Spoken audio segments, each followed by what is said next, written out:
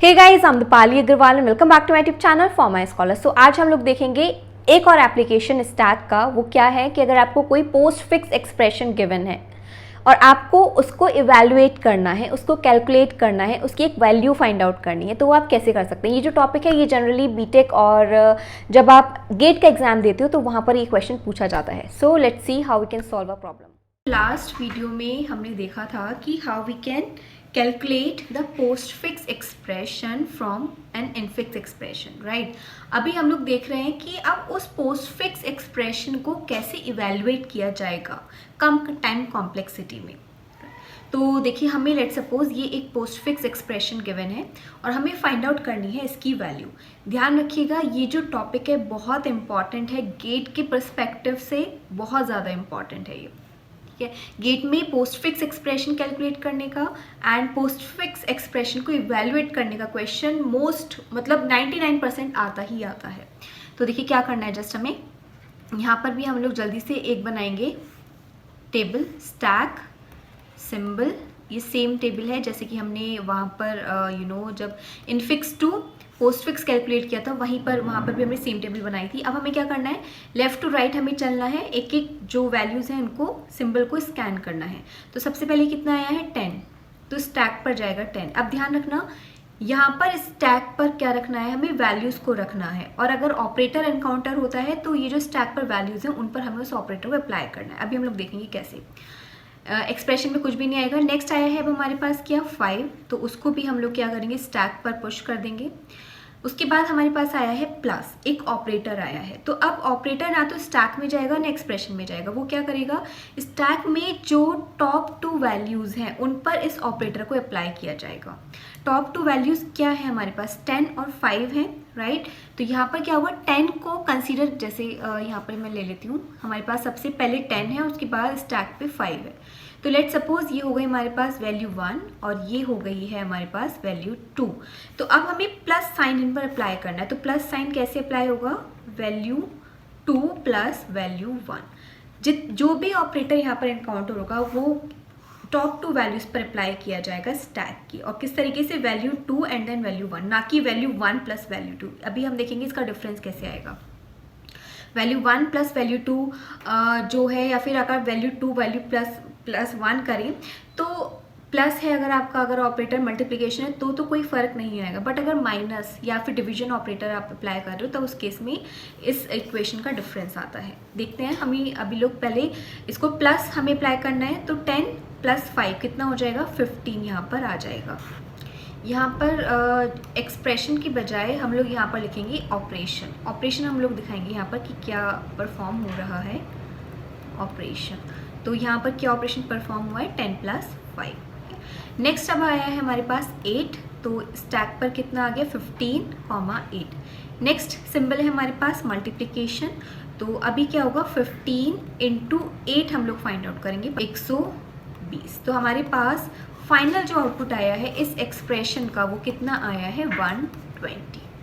I guess आपको ये समझ में आया होगा। अभी हम लोग एक जल्दी से एक और एग्जाम्पल लेते हैं और आपको ये एकदम क्लियर हो जाएगा। तो ये एक एक्सप्रेशन हमें गिवन है और हमें फाइंड आउट करनी है इसकी वैल्यू। तो सबसे पहले हम लोग बनाएंगे यहाँ पर एक टेबल। तो यहाँ पर हमने लिखा symbol, stack and operation.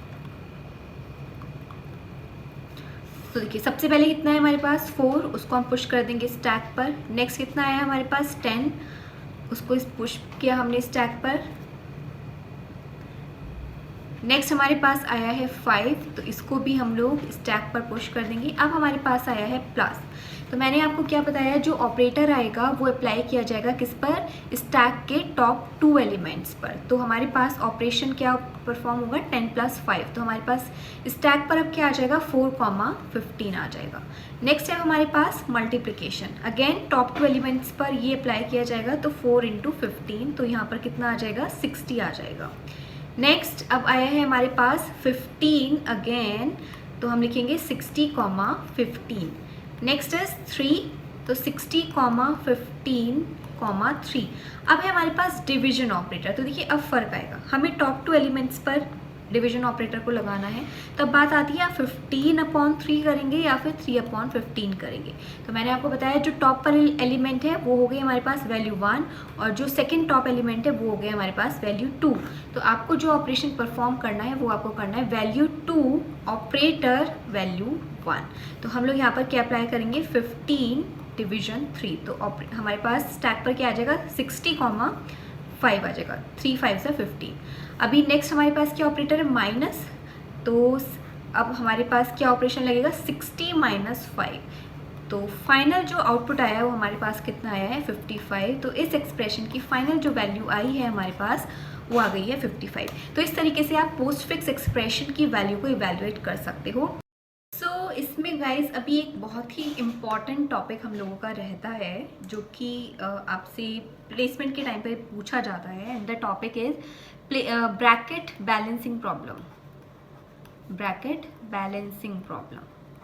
Balancing problem basically होता क्या है, आप कुछ ब्रैकेट्स का सीक्वेंस गिवन होता है कुछ इस तरीके से, कुछ भी रैंडमली ब्रैकेट्स आपको दिए रहेंगे और आपको देखना होता है कि जो ब्रैकेट्स हैं ये बैलेंस्ड है या नहीं है, कि इस ओपन ब्रैकेट के लिए क्लोज ब्रैकेट है एग्जिस्ट करता है या नहीं, इस ओपन ब्रैकेट के लिए क्लोज ब्रैकेट एग्जिस्ट करता है या नहीं, या इस ओपन ब्रैकेट के लिए क्लोज ब्रैकेट है या नहीं एंड इसके लिए है या नहीं।